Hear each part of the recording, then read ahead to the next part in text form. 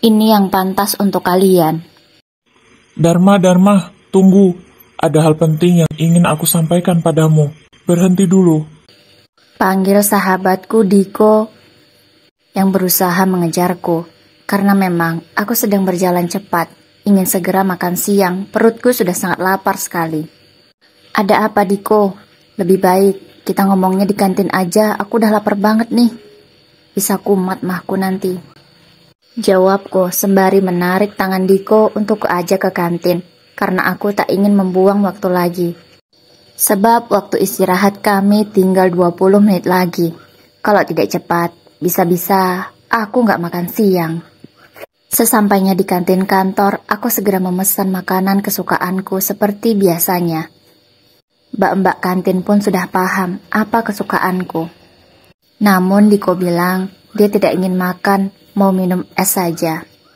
Setelah selesai memesan makanan dan minuman, aku segera mencari meja yang kosong untuk kami duduk berdua. Setelah dapat, aku segera membuka pembicaraan dengan bertanya. Mau ngomong apa kok? Sekarang kita udah duduk nyaman di sini.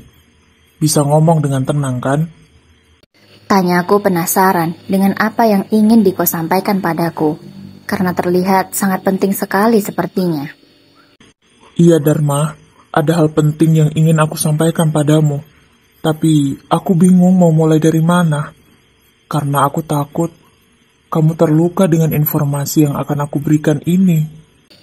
Jawaban Diko malah membuat aku semakin penasaran. Apa sebenarnya?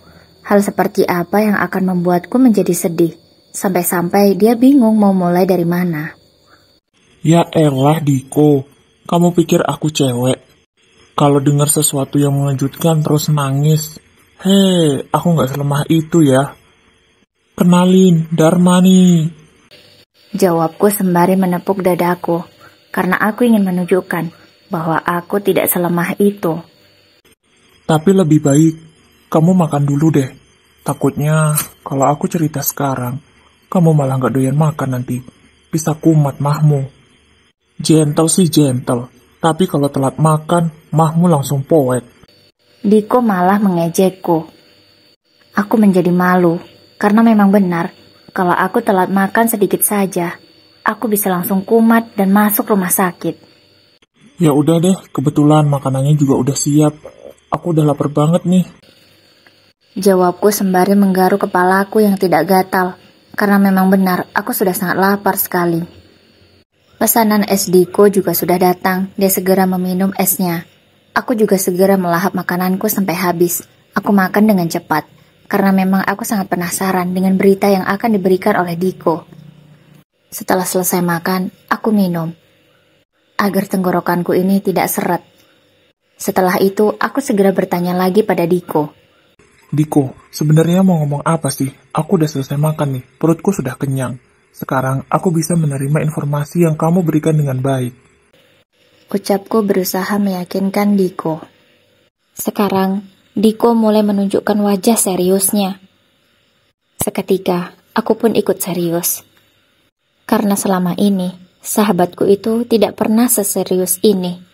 Pasti ada hal yang sangat penting sekali. Dharma, kamu yang sabar ya. Aku harap kamu bisa melakukan sesuatu hal yang bijak untuk menyikapi masalah ini. Iya, ada apa sih Diko? Kamu semakin membuatku penasaran saja. Cepat katakan, jangan bertele-tele. Waktu istirahat kita sebentar lagi habis. Ucapku kepada Diko agar dia cepat mengatakan apa tujuannya. Jadi gini, kemarin aku lihat istrimu. Sejenak, Diko menghentikan kalimatnya. Istriku kenapa Diko? Kok kamu malah macet sih ngomongnya? Bikin penasaran aja. Kemarin, pas aku lagi jalan-jalan sama istriku di mall, aku ngelihat istrimu sedang pergi dengan seorang pria. Dan kita sangat mengenal siapa pria itu. Seketika wajahku semakin serius, ku kernyitkan dahiku, karena memang aku benar-benar sangat kebingungan. Dami Dharma. Istrimu sedang berjalan bersama Dami. Tidak hanya sekedar jalan biasa, tapi mereka bergandengan tangan seperti layaknya pasangan kekasih. Aku awalnya tidak percaya dengan mataku ini, Tapi setelah kupastikan, memang benar itu istrimu. Istriku juga memastikannya, apa yang dia lihat sama dengan apa yang aku lihat. Hingga kuputuskan akhirnya untuk mengikuti mereka berdua. Kami ingin tahu kemana mereka akan pergi. Tak tahunya, istrimu malah pergi ke sebuah toko ponsel bersama Dami. Terus kami ikuti, kami pantau apa yang mereka lakukan di toko itu. Ternyata mereka membeli sebuah ponsel. Kupikir ponselnya untuk istrimu, tapi ternyata malah untuk Dami. Awalnya kukira Damilah yang membayarnya, tapi ternyata menggunakan kartu istrimu karena dia mengambil dari dompetnya. Aku melihatnya dengan jelas. Itulah pernyataan dari Diko panjang lebar yang menjelaskan apa yang dia lihat kemarin. Kamu jangan ngaco, Diko. Kalau kamu gak suka sama istriku, gak apa-apa. Tapi jangan memfitnah dia seperti ini. Aku sangat mencintai istriku, dan dia juga sebaliknya. Jadi rasanya tidak mungkin dia berselingkuh dengan Dami. Mungkin kamu salah lihat orang kali. Lebih baik kamu periksakan matamu itu ke dokter, supaya tidak menyebar fitnah. Bahaya ini. Ucapku kepada Diko, karena memang aku tak percaya dengan perkataannya. Aku rasanya Diko hanya ingin menggodaku saja. Dia ingin membuatku cemburu dan marah. Atau mungkin dia ingin mengadu domba antara aku dan Dami. Karena selama ini meskipun kami sahabat, tapi sejak setahun lalu Diko dan Dami kurang akrab karena suatu permasalahan. Jadi waktu itu Dami meminjam uang Diko sebesar 10 juta. Namun dia lama sekali mengembalikan uang itu. Padahal uangnya ada dan Diko mengetahuinya. Tapi entah mengapa, Dami tidak mau mengembalikan hutangnya itu. Hingga sampai sekarang, hutangnya masih kurang 3 juta lagi. Belum dilunasi juga. Aku sempat bertanya pada Dami kenapa dia tidak mau melunasi hutang. Dia berkata, kalau sama sahabat, ya seharusnya ada potongan lah, ada korting gitu. Itulah jawaban dari Dami. Sebenarnya aku jengkel sih mendengar jawaban itu. Sahabat ya sahabat, kalau uang urusan lain lagi, tidak bisa disamakan. Kurasa karena itu juga, Diko masih menyimpan rasa dendam kepada Dami. Sehingga dia menyebarkan fitnah seperti ini. Tapi kenapa harus istriku? Diko, kalau kamu gak senang sama Dami, atau gak senang sama istriku, gak apa-apa. Tapi tolonglah jangan begini. Kita ini sudah sahabatan lama. Jangan karena masalah hutangmu dengan Dami, kamu malah menyebarkan fitnah. Kamu bisa loh merusak rumah tanggaku karena hal ini. Ucapku kepada Diko memberi nasihat sedikit kepadanya, karena aku memang tidak suka dengan caranya tadi. Bisa-bisanya dia memfitnah Dami dan juga istriku. Dharma, kamu itu terlalu polos. Tidak tahu apa-apa memang. Kerjamu hanya ke kantor, pulang ke rumah, ke kantor, pulang ke rumah. Tidak pernah kemana-mana. Jadi kamu tidak tahu apa-apa ya. Selama ini, apa yang dilakukan istrimu di belakangmu? Ucap Diko lagi, yang membuatku agak tersinggung. Karena memang benar sih, kerjaku hanya ke kantor untuk bekerja, kemudian pulang, dan tidak pernah main kemana-mana. Jadi, aku tidak tahu apa yang terjadi di luaran sana. Karena aku orangnya memang tidak suka jalan-jalan, kalau tidak ada sekalian hal penting yang ingin aku lakukan. Aku memilih untuk beristirahat saja di rumah daripada menghabiskan waktu menurutku untuk hal yang tidak jelas. Kamu jangan ngomong gitu, Diko. Aku memang seperti itu orangnya. Karena memang aku sukanya gitu. Tapi kamu gak boleh menghina kebiasaanku itu. Lagi pula aku kerja untuk istriku, membahagiakan dia. Jadi tidak salah kan? Kalaupun aku sering di rumah, waktuku juga memang untuk keluarga. Jadi tidak terlalu sibuk di luaran. Seharian sudah kerja, masa pulang kerja mau ngeluyur lagi? Kapan waktu untuk keluargaku? Ucapku kepada Diko berusaha untuk membela diri. Dharma, boleh aja kamu kayak gitu, tapi coba deh sekali-kali keluar rumah, terus lihat kegiatan istrimu di luar, supaya kamu tahu. Tidak dibodoh-bodohi terus-menerus oleh istrimu itu. Kamu tahu kan? Istrimu sering keluar rumah. Padahal dia tidak pernah ada kegiatan yang penting di luar rumah. Palingan cuman arisan aja. Itu pun seminggu sekali kan. Tapi istrimu pergi setiap hari. Apa kamu tidak curiga? Ucap Diko lagi berusaha untuk meyakinkanku. Tapi Diko, wajarlah istriku butuh refreshing. Mau jalan-jalan ya nggak masalah lah. Lagi pula aku sudah mengizinkannya. Kalau mau pergi ya pergi aja. Selama perginya untuk hal yang bermanfaat dan tidak membuat dosa, aku selalu mengizinkan istriku. Ya kalau dia ke mall, sekedar belanja-belanja, ya nggak apa-apa. Toh aku kerja juga buat dia, jadi tidak masalah menurutku. Ucapku masih berusaha untuk membela keluargaku, terutama istriku, yang saat ini sedang disudutkan oleh Diko.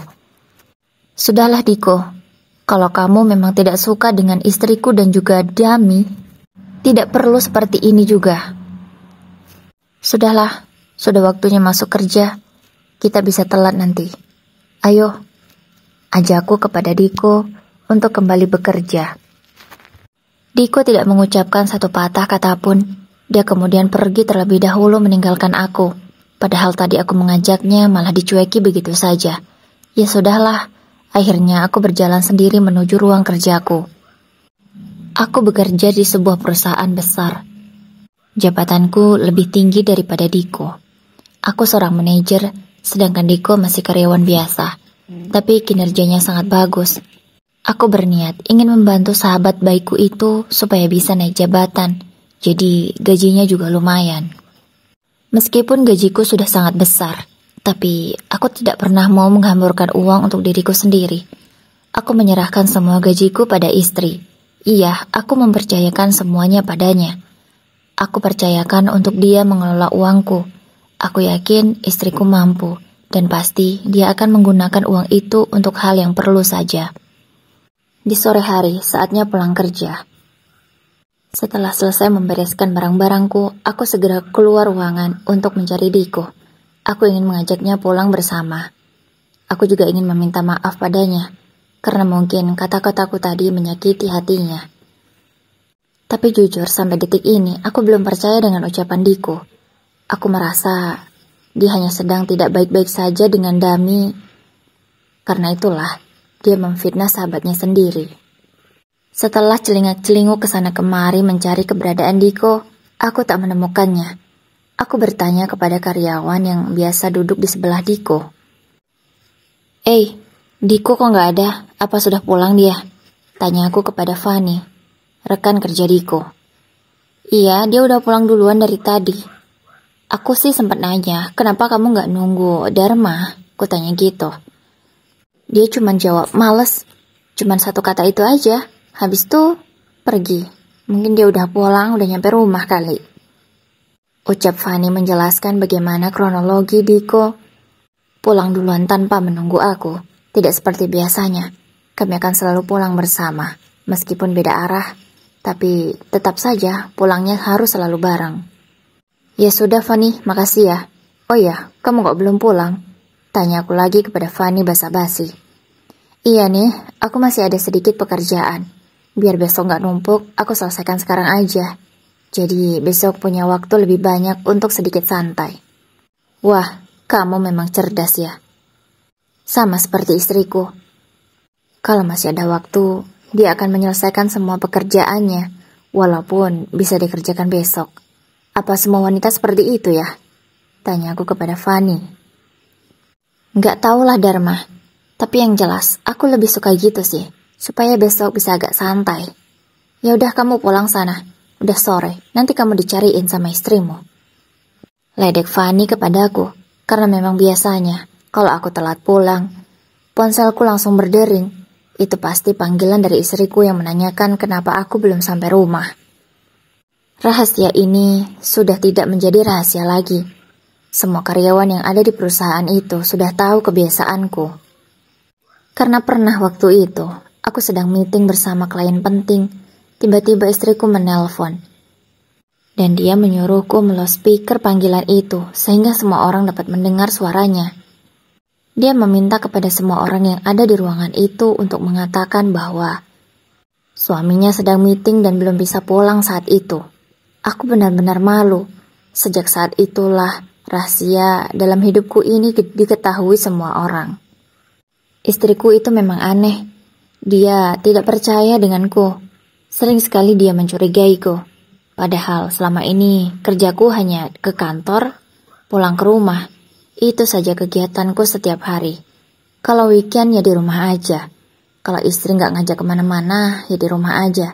Kecuali dia ngajak kami jalan-jalan, barulah aku keluar. Tapi jarang sekali sih.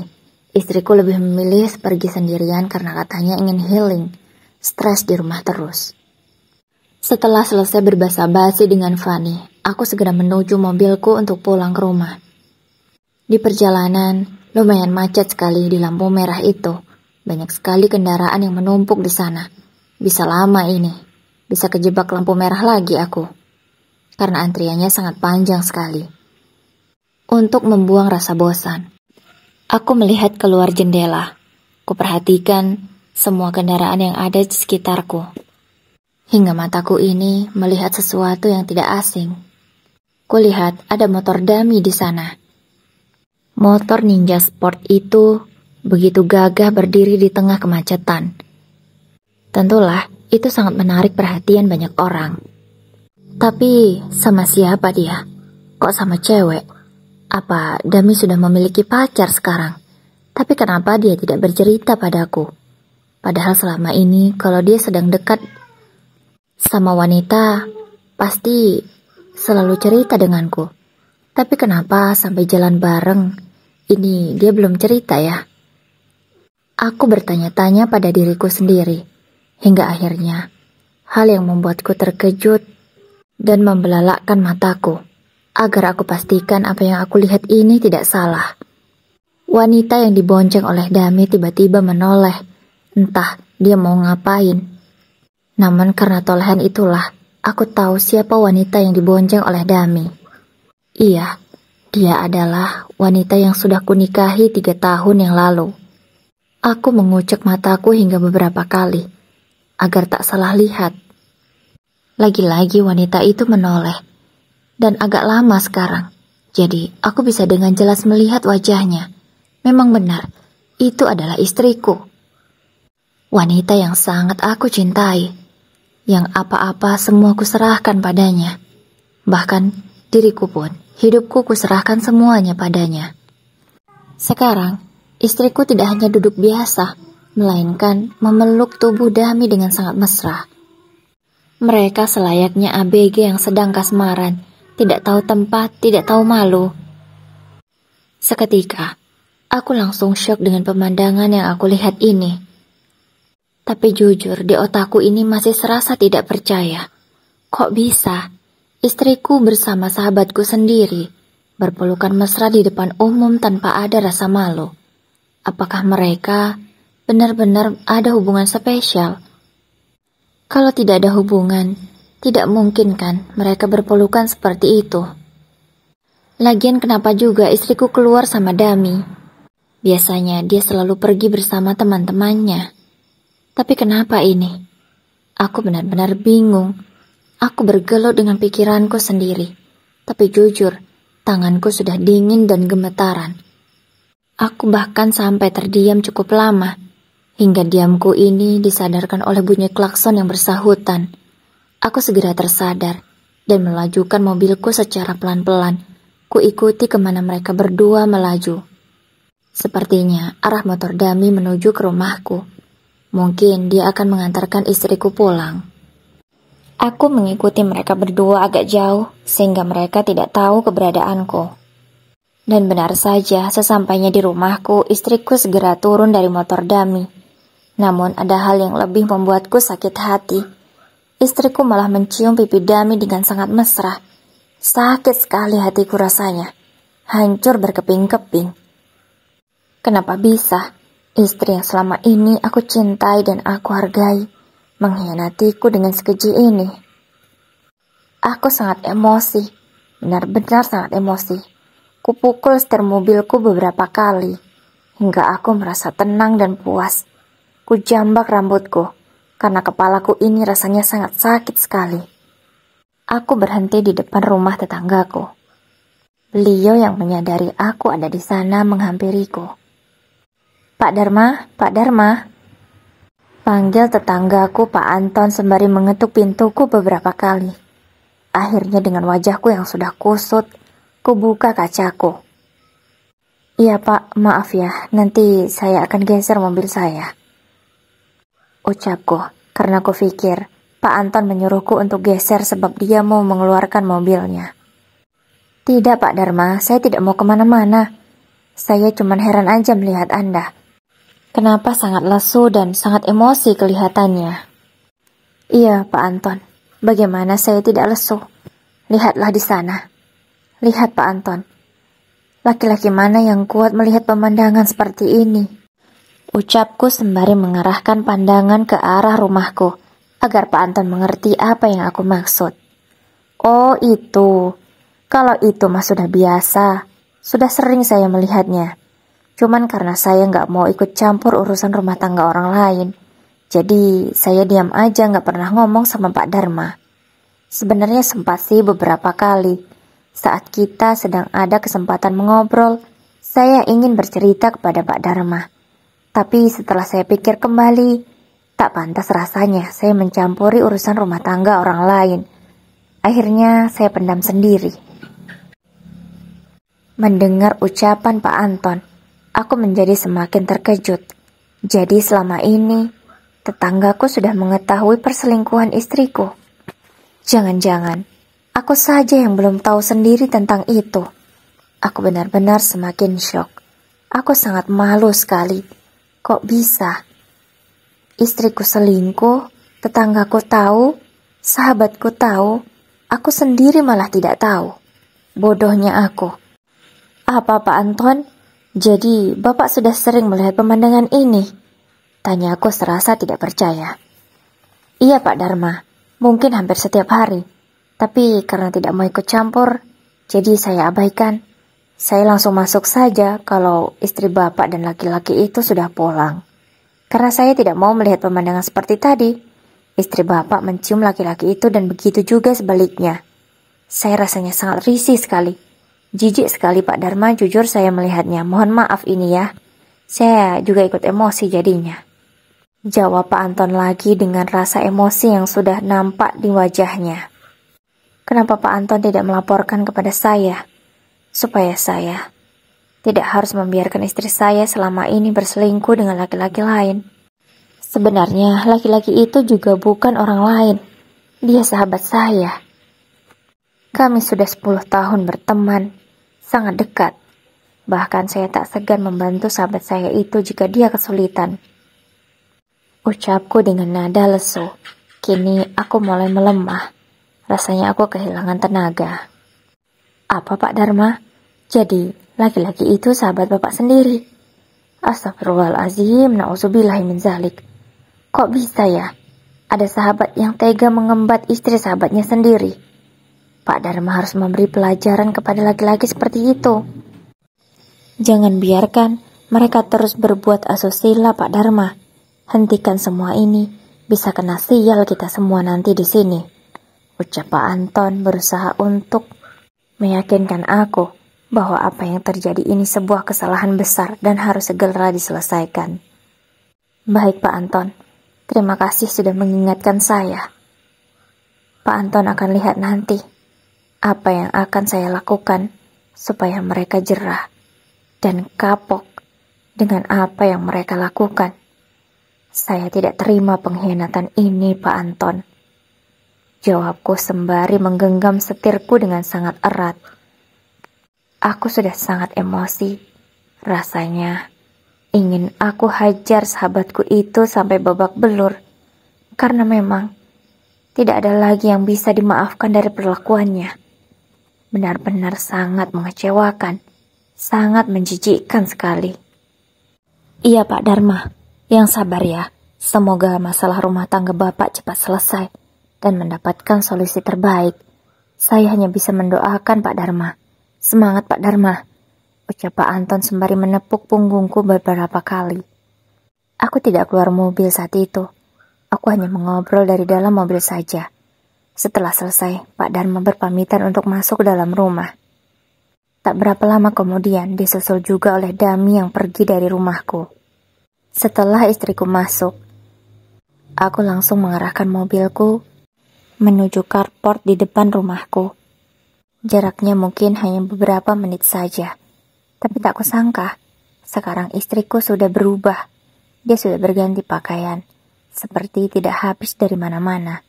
Pandai sekali dia berakting, karena memang selama ini selalu begitu. Ketika menyambutku pulang kerja, dia memakai daster andalannya.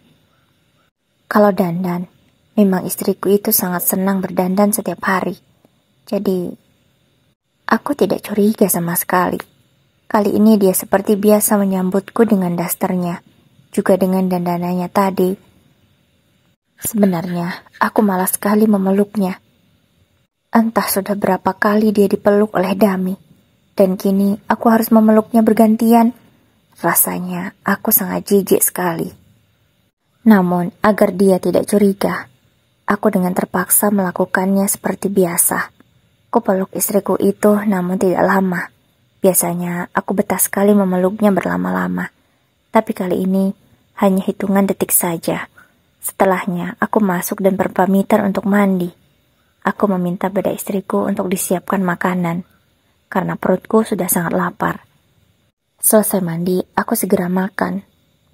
Biasanya, aku akan menanyakan kegiatan apa saja yang istriku lakukan seharian, tapi kali ini aku makan tanpa suara. Rasanya, aku butuh waktu untuk menenangkan diriku ini, agar tidak terlontar kata-kata yang membuat istriku curiga. Aku juga sedang mengendalikan amarahku. Keheningan saat makan malam itu dipecahkan oleh istriku. Dia mulai membuka pembicaraan. Iya, kami hanya berdua saja di rumah itu, tidak ada orang lain. Kami juga belum memiliki anak. Tapi aku tidak pernah mempermasalahkan hal itu. Yang penting istriku bahagia, aku sudah cukup selama ini. Tapi kali ini, semua sudah berubah. Istriku menghancurkan kepercayaanku. Sayang, tadi aku senang banget bisa ketemu sama teman-temanku. Aku bahagia banget.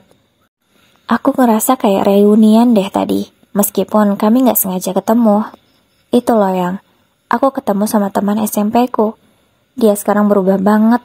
Dulu, dia cantik banget. Tapi sekarang dia malah kelihatan banget ibu-ibunya. Anaknya udah 2, udah besar-besar lagi. Mungkin karena itu ya, jadi dia terlihat berubah banget. Wajar sih, dulu dia nikah muda. Ucap istriku panjang lebar menceritakan kesehariannya tadi. Tapi aku tidak menanggapinya sama sekali. Aku hanya diam. Karena aku merasa apa yang dia ceritakan adalah sebuah kebohongan. Tidak mungkin dia bertemu dengan teman lamanya. Karena dia seharian bersama Dami. Kalaupun dia bertemu dengan teman lamanya, apakah dia akan mengakui bahwa Dami itu suaminya? Atau dia akan mengakui bahwa Dami itu hanya temannya saja? Aku tidak tahu. Jujur, pikiranku saat itu sedang kalut. Hanya seuzon saja yang ada di otakku. Karena memang, percaya tidak percaya, apa yang kulihat di depan mata adalah sebuah kenyataan. Karena melihatku yang hanya diam, istriku mulai menanyakan padaku. Kamu kenapa sih yang kok diem aja, nggak kayak biasanya? Biasanya kamu antusias banget kalau aku cerita. Tapi ini kenapa sih malah diem? Kamu marah sama aku? Tanyanya dengan ekspresi kesalnya itu. Karena emosi malah yang semakin meninggi, akhirnya terucap dari mulutku. Kamu tadi seharian kemana aja? Sama siapa? Laki-laki atau perempuan temanmu itu? Naik motor kan? Tanya aku kelepasan. Secara tidak sadar, aku mulai membuka bahwa aku sudah mengetahui. Tapi untungnya, istriku tidak curiga. Ya aku sama teman-teman cewekku lah mas. Gak mungkin aku bawa cowok mas. Bisa berabe urusannya. Karena kalau bawa laki-laki satu aja di circle pertemanan perempuan, pasti nanti ada yang baper mas. Ucap istriku membela diri. Tak kusangka, dia menjawab dengan sangat lancar, tanpa terlihat gugup sama sekali. Sepertinya, istriku ini sudah sangat profesional dalam menutupi kesalahannya. Makanya selama ini aku tidak curiga sama sekali. Akhirnya, agar tidak semakin dicurigai oleh istriku, aku menganggukkan kepala, menandakan bahwa aku percaya dengannya. Sayang, aku boleh tanya nggak? Ucapku berusaha bertanya serius dengan istriku. Iya boleh lah mas, mau tanya apa? Tanya aja, pakai minta izin segala. Nggak kayak biasanya. Ucap istriku merasa penasaran. Aku boleh lihat mutasi rekeningmu nggak? Tanyaku, karena aku ingin memastikan apakah benar istriku membelikan ponsel untuk Dami. Ngapain mau lihat mutasi rekeningku segala, mas? Kamu nggak percaya sama aku? Aku mengatur keuangan kita dengan baik, mas. Tidak mungkin laku macam-macam. Aku juga beli barang-barang yang penting saja. Kamu tenang aja deh, mas. Aku sudah atur semuanya. Tugasmu hanya bekerja dan menikmati hidup, mas. Urusan yang lainnya biar aku saja, kamu gak usah pusing-pusing lagi. Ucap istriku berusaha untuk mengelak agar aku tidak melihat mutasi rekeningnya. Akhirnya aku buntu, tidak bisa mengecek mutasi rekening istriku. Tapi aku tidak bodoh. Nanti ketika dia tidur saja akan kucek secara diam-diam. Aku tidak tahu apakah ini ada sangkut pautnya dengan perselingkuhan istriku dengan Dami atau tidak sama sekali. Tapi yang jelas, sudah beberapa bulan terakhir, istriku selalu menolak keinginanku dengan alasan lelah dan sedang datang bulan. Padahal setauku belum lama dia datang bulan. Namun ini alasannya sudah datang bulan lagi. Aku hanya bisa menganggukkan kepala tanda percaya. Tapi jujur, aku sudah sangat stres dengan semua ini, dengan penolakan yang hampir setiap hari. Kalau aku bukan laki-laki yang baik, mungkin aku sudah jajan di luaran sana. Tapi karena aku menghargai istriku, ku tahan diriku untuk melakukan hal-hal buruk. Tak berapa lama kemudian, setelah masuk kamar dan merebahkan tubuhnya di kasur, istriku tertidur. Mungkin dia kelelahan setelah seharian berselingkuh dengan Dami. Inilah kesempatanku untuk mengecek mutasi rekeningnya. Aku harus mendapatkan bukti supaya aku bisa melakukan sesuatu yang berharga nantinya. Namun sayang, ponselnya di-password dan harus menggunakan sidik jari. Aku memastikan istriku sudah tertidur pulas, baru aku bisa melakukannya untuk membuka kunci ponsel istriku itu. Setelah berhasil dan kupastikan istriku tertidur dengan nyenyak, aku segera membuka ponsel itu, kutempelkan kepada jarinya. Setelah terbuka, aku segera mencari mobil banking di ponsel istriku itu. Setelah selesai, aku menjadi penasaran dengan isi chat di antara mereka berdua.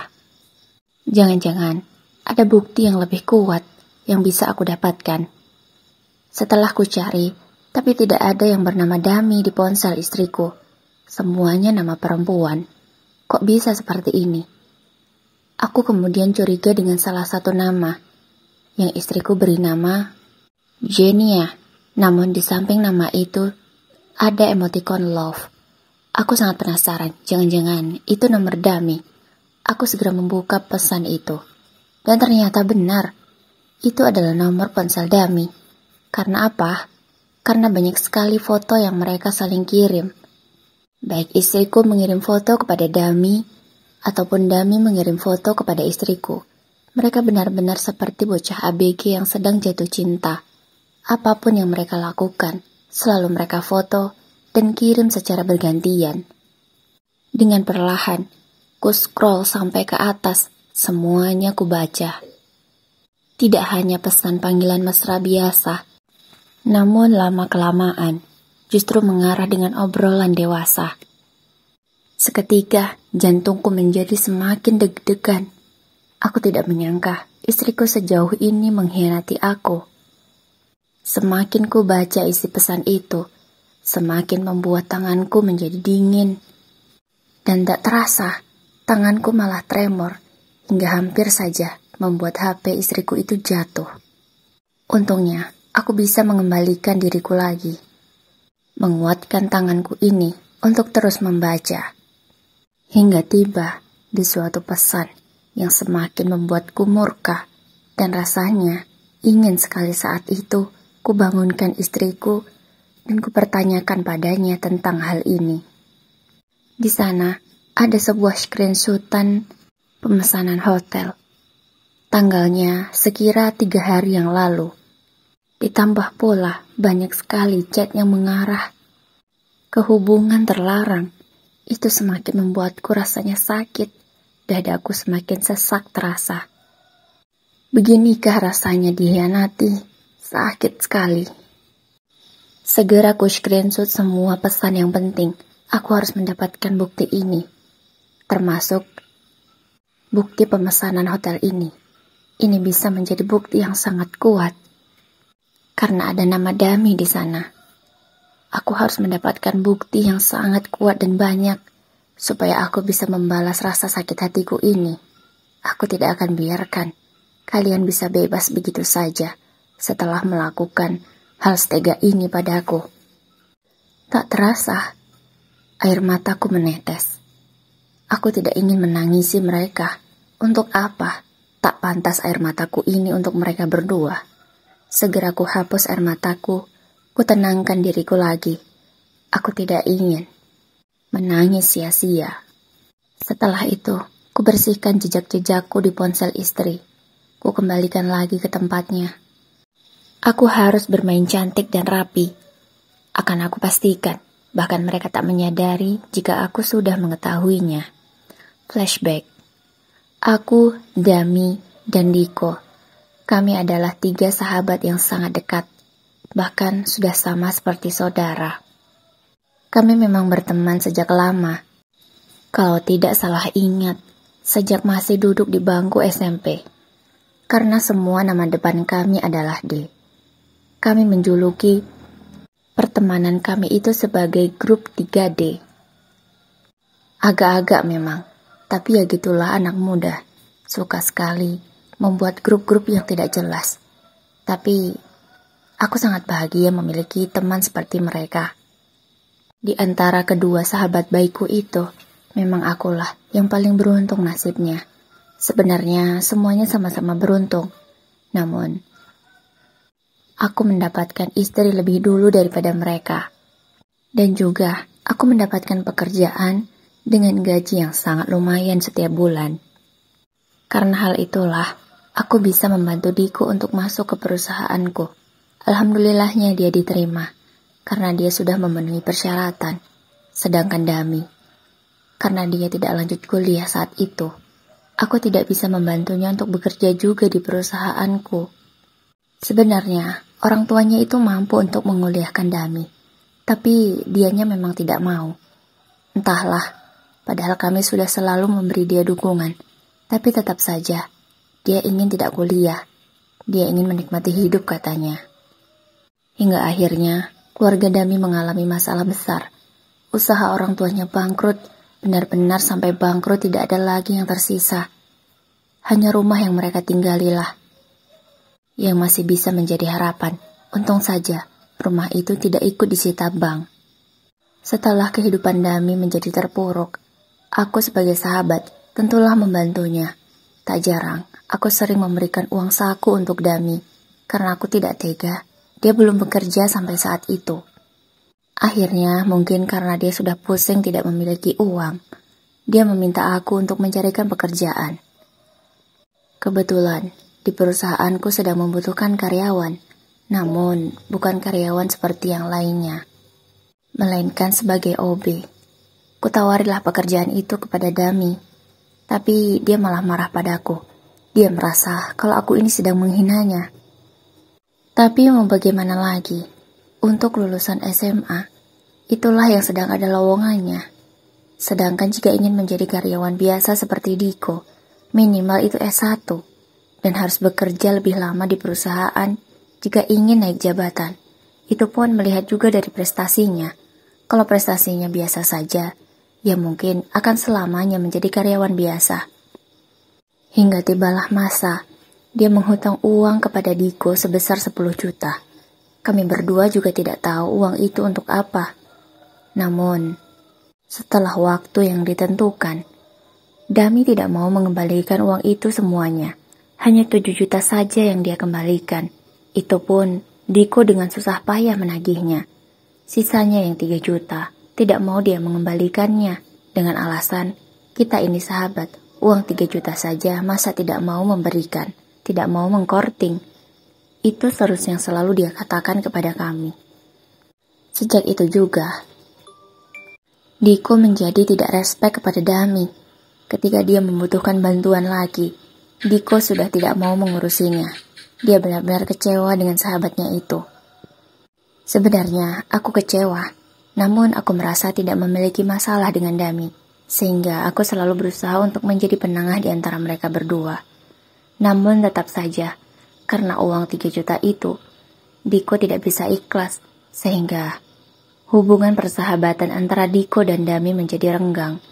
Kami sudah tidak pernah kumpul bersama. Kalaupun kumpul hanya aku dan Diko atau hanya aku dan Dami. Tidak pernah bertiga lagi. Flashback off. Aku tersadar di pagi harinya. Ternyata aku ketiduran. Setelah bangun, aku segera bersiap-siap, melaksanakan sholat subuh, dan juga untuk berangkat bekerja. Istriku masih tidur. Katanya dia halangan, makanya dia tidak sholat hari ini. Ya sudah, aku biarkan saja. Lagi pula rasanya, aku tidak peduli lagi dengan istriku itu. Benar-benar sangat benci. Rasa benci di dadaku ini sangatlah besar. Rasanya, aku tidak mau memaafkannya lagi. Dia bukan istriku lagi. Gumamku di dalam hati. Hari ini, aku datang ke kantor lebih pagi. Mana tahu Diko sudah datang, sehingga aku bisa bercerita dengan dia. Rasanya aku sudah tidak tahan lagi. Aku butuh teman untuk bercerita. Sesampainya di kantor, segera aku cari Diko. Kebetulan jam kerja masih lama. Aku bisa memiliki banyak waktu untuk mengobrol dengan Diko. Segera aku cari keberadaannya. Aku bersyukur sekali karena Diko sudah datang. Aku segera menghampirinya di meja kerja. Aku mengagetkannya. Diko, panggilku sembari menepuk punggungnya. Diko terkejut. Dia refleks menggebrak meja. Ih, kamu kenapa sih, ngagetin aja? Masih pagi pun sudah cari masalah. Ucapnya kesal. Maaf Diko, aku hanya ingin menggodamu saja. Aku ingin bercerita juga padamu. Maaf ya soal kemarin, aku tidak percaya padamu. Sekarang, nada bicaraku menjadi lesu. Karena memang hatiku ini sangat kacau sekali. Apa? Mau cerita apa? Jangan bilang kalau kamu sudah tahu yang sebenarnya, dan kamu sekarang percaya dengan omonganku. Sudah basilah. Aku malas sekarang. Terserah kamu, mau percaya atau enggak. Lagi pula juga bukan urusanku kan, urusan rumah tanggamu. Kalau pernikahanmu yang hancur, juga tidak menjadi masalahku. Ucap Diko malah semakin kesal. Gak gitu bro, aku benar-benar minta maaf dan menyesal. Kamu benar. Sekarang aku udah tahu semuanya, dan aku sudah mendapatkan bukti banyak sekali. Aku segera menunjukkan ponselku kepada Diko, dan dia mau melihat foto-foto itu. Diko pun menjadi sangat terkejut, hingga matanya melihat sebuah struk pemesanan hotel. What? Orang ini sampai nginep di hotel segala?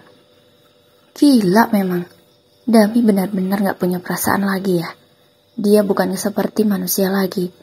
Dia apa gak bisa lihat bahwa dia sedang pergi bersama istri sahabatnya sendiri, yang selama ini selalu baik ke dia. Pantas aja bro, kalau aku mau kasih uang ke Dami, istriku selalu setuju. Sementara, kalau aku mau kasih uang ke saudaraku yang lainnya, seperti adikku dan kakakku, istriku selalu protes. Dia selalu berusaha untuk mengurangi jumlah yang mau aku kasih ke mereka. Ada saja alasannya. Tapi kalau ke Dami, berapapun nominal yang aku sebutkan dia selalu oke. Ini ternyata alasannya bro. Aku benar-benar emosi. Diko, kamu mau kan bantu aku untuk menyelesaikan masalahku ini? Tanyaku kepada Diko. Aku sembari memegang pundaknya. Aku benar-benar sangat membutuhkan sahabatku itu. Hatiku benar-benar sangat galau sekarang. Baguslah kalau kamu udah percaya Dharma. Aku menunggu momen ini memang. Tapi tak kusangka, kamu akan secepat ini mendapatkan banyak bukti seperti ini. Ucap Diko berusaha memberi aku semangat. Kamu tenang aja Dharma. Aku sudah memiliki banyak sekali rencana di otakku ini, yang memang dari kemarin aku pikirkan, dan ingin aku katakan padamu. Tapi karena kamu tidak percaya, jadi kusimpan sendiri saja niat-niatku ini. Oh ya, nanti pas pulang kerja, kita jangan pulang dulu ya. Kita harus susun rencana sebagus mungkin, supaya mereka bisa kapok karena sudah mengkhianati kamu. Aku juga masih dendam jujur, karena si Dami itu tidak mau mengembalikan uangku yang 3 juta. Dia pikir uang bisa jadi saudara. Kini, ekspresi wajah Diko menjadi sangat serius. Dia terlihat masih menyimpan rasa dendam yang begitu dalam. Apalagi aku. Pasti rasa dendamku jauh lebih dalam daripada Diko, karena ini menyangkut keutuhan rumah tanggaku. Tak terasa waktu berjalan, saatnya masuk kerja. Aku segera berpamitan pada Diko untuk kembali ke ruanganku, dan kami akan segera memulai hari ini dengan banyak pekerjaan yang sudah menanti. Selesai makan siang, kami segera kembali bekerja. Oh iya, saat makan tadi kami tidak membahas permasalahan itu. Kami lebih banyak membahas pekerjaan, karena mungkin Diko tidak mau membuatku stres. Lagi pula, katanya dia sudah banyak rencana, dan akan dia beritahu aku ketika pulang kerja nanti, yang waktunya jauh lebih leluasa. Tibalah saat pulang kerja. Aku dan Diko segera mencari tempat untuk mengobrol yang nyaman. Kupilih sebuah taman, yang lumayan sepi, jadi kalau kami mengobrol agak keras, tidak banyak orang yang mendengarnya. Di sanalah yang kukira sahabatku Diko hanya biasa-biasa saja dan tidak mungkin akan kepikiran hal jenius seperti ini. Tapi ternyata dia jauh lebih cerdik daripada aku jika soal balas dendam. Dia benar-benar pintar. Rencananya sangat memukau aku. Bahkan aku tidak kepikiran sebelumnya. Setelah berdiskusi panjang lebar, benar-benar menyiapkan rencana ini dengan matang, aku dan Diko segera pulang ke rumah masing-masing. Mulai malam ini kami akan melancarkan rencana kami. Karena mengetahui istriku pernah check-in ke hotel dengan Dami, aku tak mau tidur sekamar lagi dengannya. Aku benar-benar merasa jijik. Tak sudi lagi aku memandang wajah istriku itu. Tapi aku harus punya alasan yang tepat mengapa tidak mau tidur dengannya. Aku punya ide. Istriku itu orangnya sangat pembersih. Dia menyukai laki-laki yang wangi. Baiklah, malam ini aku akan malas mandi, supaya istriku risih jika dekat denganku. Mungkin aku yang diusir atau dia yang memilih tidur di kamar tamu. Aku sengaja pulang telat. Tadi aku mampir dulu untuk makan di luar, karena memang rasanya malas sekali bertemu dengan istriku itu. Yang biasanya dia akan sibuk menelpon aku jika aku belum pulang, tapi kali ini dia tidak ada menghubungiku sama sekali. Baiklah, mungkin kamu sekarang sudah sibuk dengan Dami, sehingga melupakan aku. Sesampainya di rumah, jam sudah menunjukkan pukul 8 malam. Langsung kurebahkan tubuhku di atas kasur, karena memang aku lelah juga. Spontan, istriku langsung marah-marah, karena dia melihat aku yang sudah berbaring dalam keadaan belum melepas sepatu ataupun mandi. Dia benar-benar sangat marah. Dia mengomel panjang lebar. Mas, kamu jorok banget sih, harusnya mandi dulu kalau pulang kerja. Jangan langsung rebahan kayak gini dong mas, aku risih. Ucapnya sembari menampakkan ekspresi kesal. Tapi tak kuhiraukan. Aku cuek saja, seperti tidak mendengar ucapannya. Aku lanjut memainkan ponselku. Hingga akhirnya, Mas, kamu ini benar-benar gak ngerti ya. Sudah kubilang, aku gak suka cowok yang jorok. Tapi kenapa kamu malah seperti ini sih? Aku mau tidur di kamar tamu aja. Aku gak mau tidur sama kamu malam ini. Tanpa menjawab perkataannya, aku masih tetap saja memainkan ponselku. Gumamku dalam hati. Rencanaku berhasil. Akhirnya, aku bisa tidur dengan nyenyak, tanpa harus ada istri di sampingku. Karena rasanya, terlalu najis dia berada di dekatku. Setelah istriku beranjak pergi ke kamar tamu, aku segera mandi. Aku mandi tak hanya berniat membersihkan badan saja, tapi untuk menenangkan pikiran juga. Melalui guyuran air yang mengenai kepalaku, aku merasa jauh lebih tenang dan bisa berpikir jernih. Setelah selesai mandi, aku segera berpakaian. Namun kulihat pintu kamarku berusaha dibuka oleh istriku. Tapi aku sudah menguncinya sebelum aku mandi tadi. Aku memang sengaja. Dia pasti akan masuk lagi ke kamar ini setelah mengetahui bahwa aku sudah mandi. Tak kuhiraukan teriakannya. Dia mengetuk dan memanggilku sampai berkali-kali, tapi kuanggap tidak ada siapa-siapa di rumah ini selain diriku sendiri. Kumatikan juga ponselku. Aku tidak ingin terganggu jika istriku menelponku.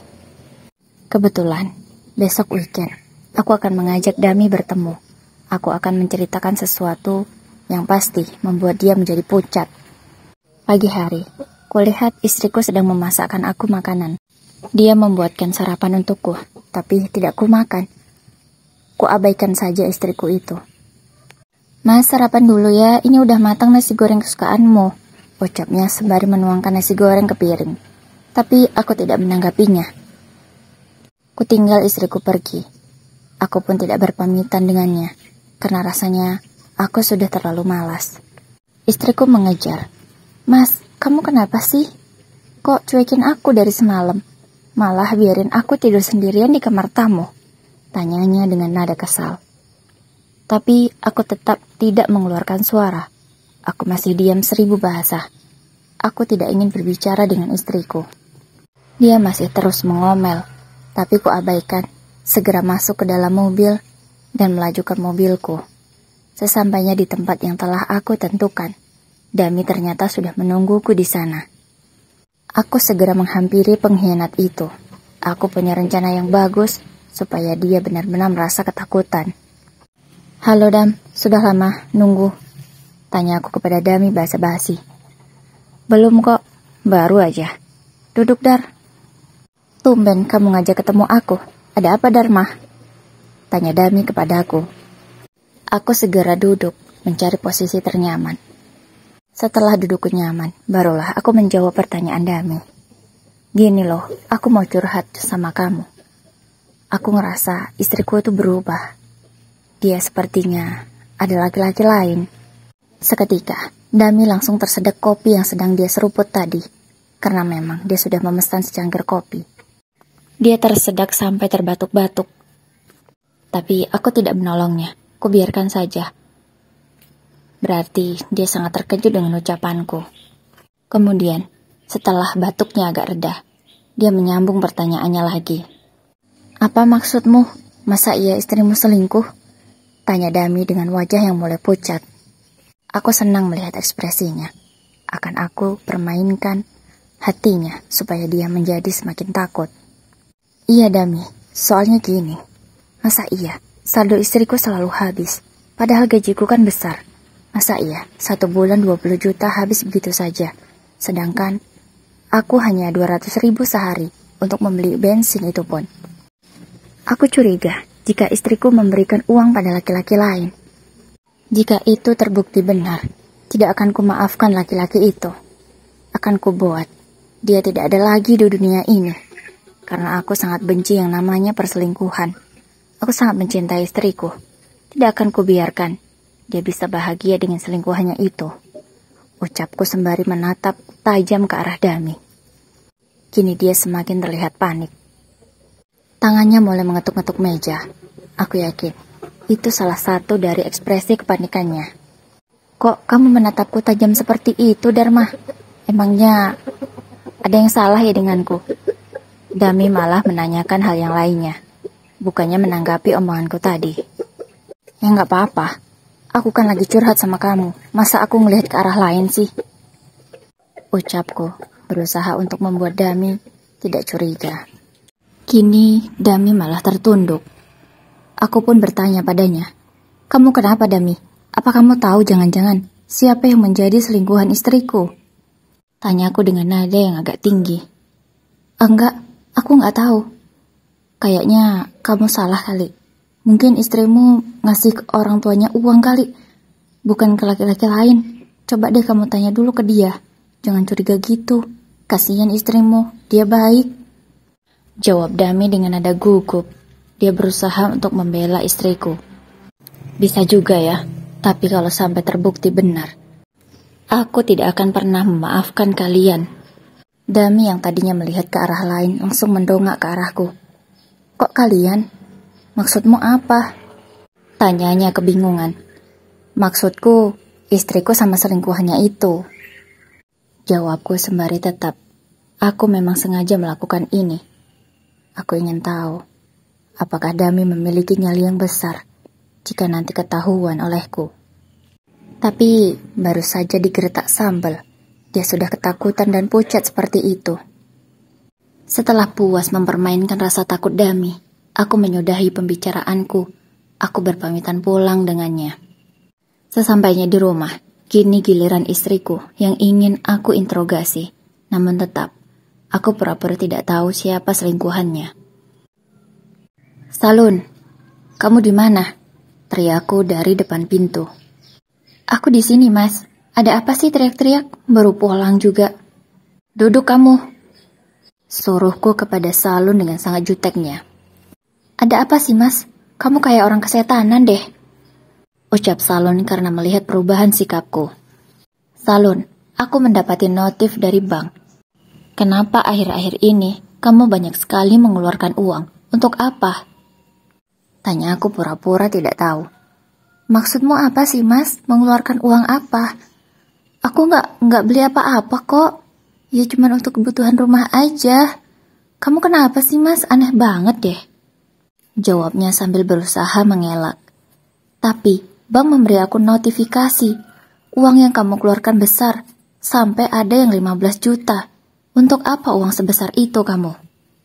Tanya aku dengan nada yang sangat tegas.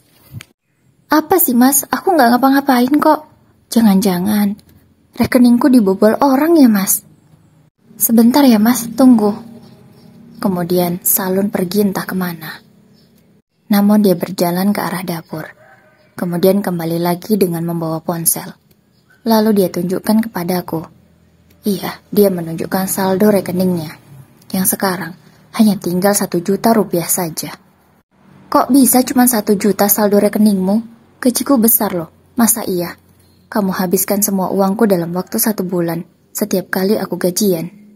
"Nggak tahu, Mas. Kayaknya rekeningku dibobol deh, Mas. Soalnya kemarin masih ada banyak loh, Mas, uangnya hampir 50 juta. Kok bisa habis ya, Mas?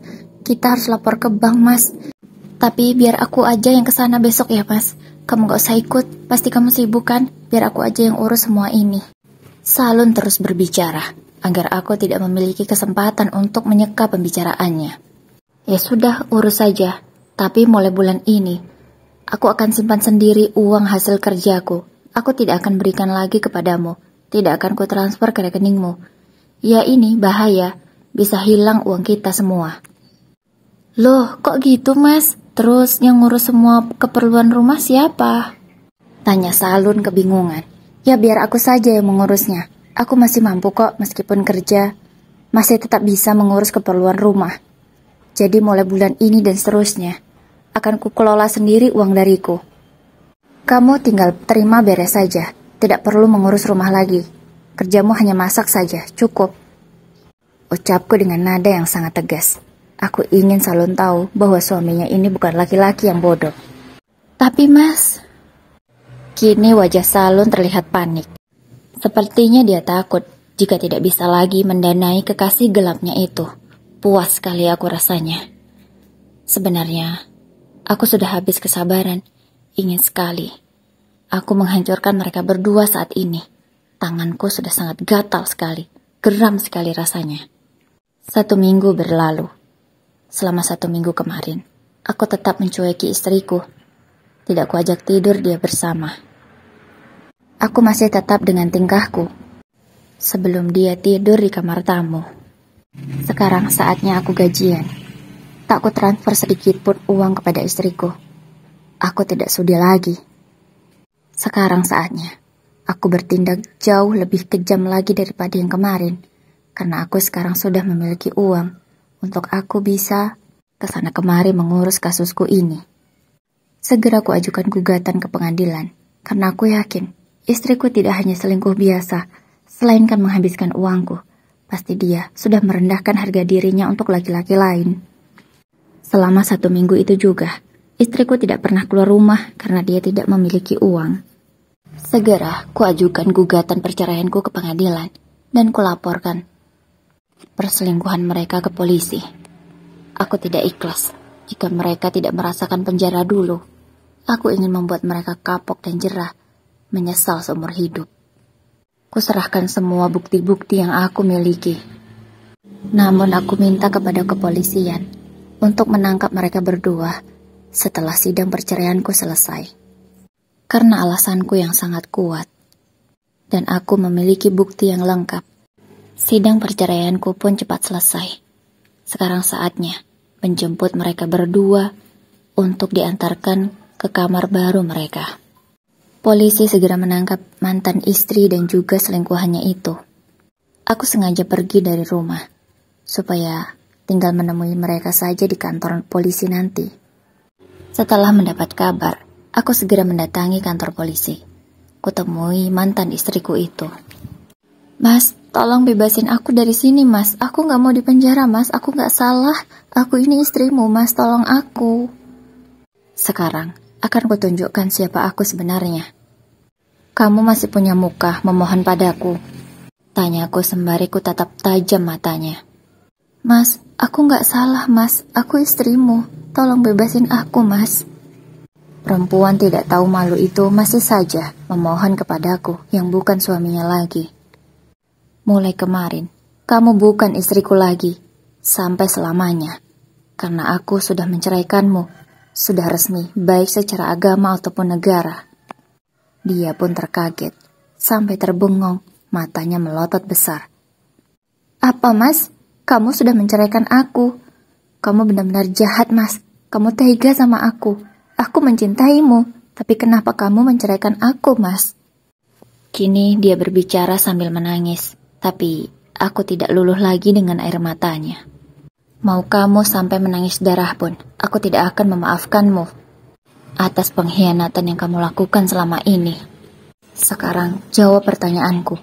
Sudah berapa lama kamu ada hubungan dengan Dami? Tanya aku dengan nada tinggi, karena aku memang sangat emosi. Kamu sudah tahu semuanya, Mas? Tanyanya seakan tidak percaya bahwa aku sudah mengetahui semuanya. Jawab pertanyaanku, jangan tanya balik padaku. Ucapku dengan nada yang semakin tinggi. 6 bulan yang lalu, Mas. Jawabnya sembari menunduk. Salun. Kamu itu bodoh sekali ya. Sudah memiliki suami yang baik sepertiku. Kuberikan semua gajiku padamu biar kamu kelola, supaya kita bisa punya tabungan yang banyak. Malah kamu hambur-hamburkan uangku untuk menyenangkan pria tidak berguna itu. Selama ini, uangku, 6 bulan aku gajian. Pasti habis kan untuk kamu menyenangkan pria itu? Tanya aku dengan nada marah. Iya, Mas.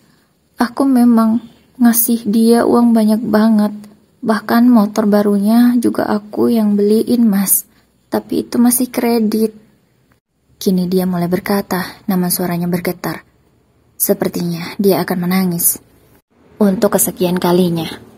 Salun. Seandainya kamu bersyukur memiliki suami seperti aku. Dan bisa setia kamu. Aku tidak akan pernah tega melakukan ini padamu.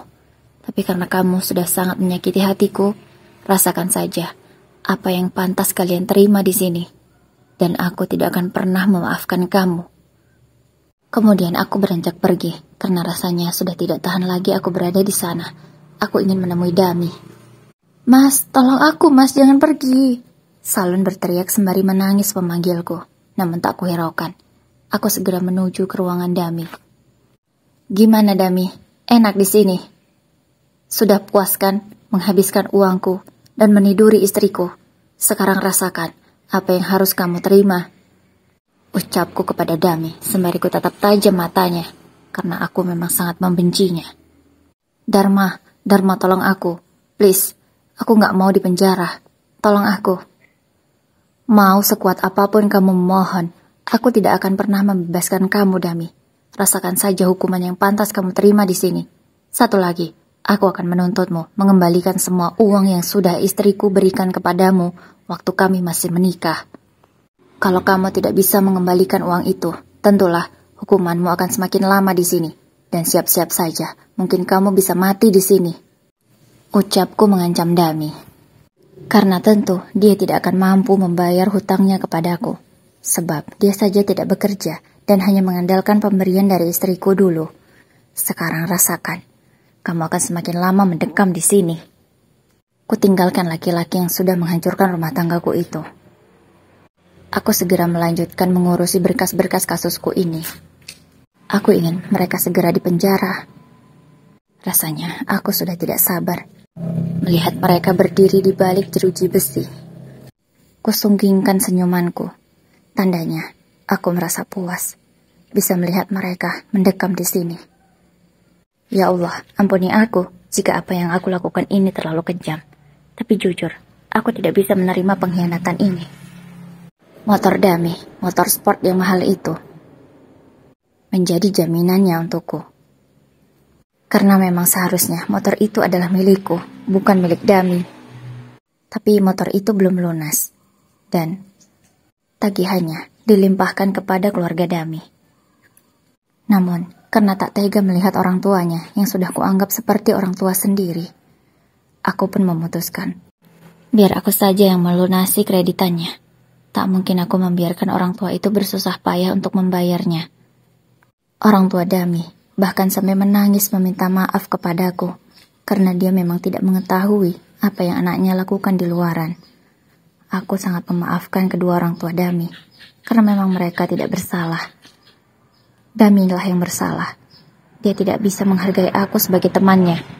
Sekarang, setelah urusanku selesai dan mereka dipenjara dalam waktu yang cukup lama, kini aku mulai menata hidupku lagi. Aku juga sudah dekat dengan seorang wanita yang juga rekan kerjaku, sekantor denganku. Wanita itu adalah Fani. Iya, sejak aku bercerai, aku mulai dekat dengannya. Dan tak kusangka kami nyaman. Dan Fani ingin mengajakku serius. Dia duluan yang mengajak serius. Karena memang aku juga sudah jatuh cinta dengan Fani. Akhirnya, aku melamarnya dan menikahinya. Kini, aku dan Fani hidup bahagia. Sekarang, Fani juga sedang hamil.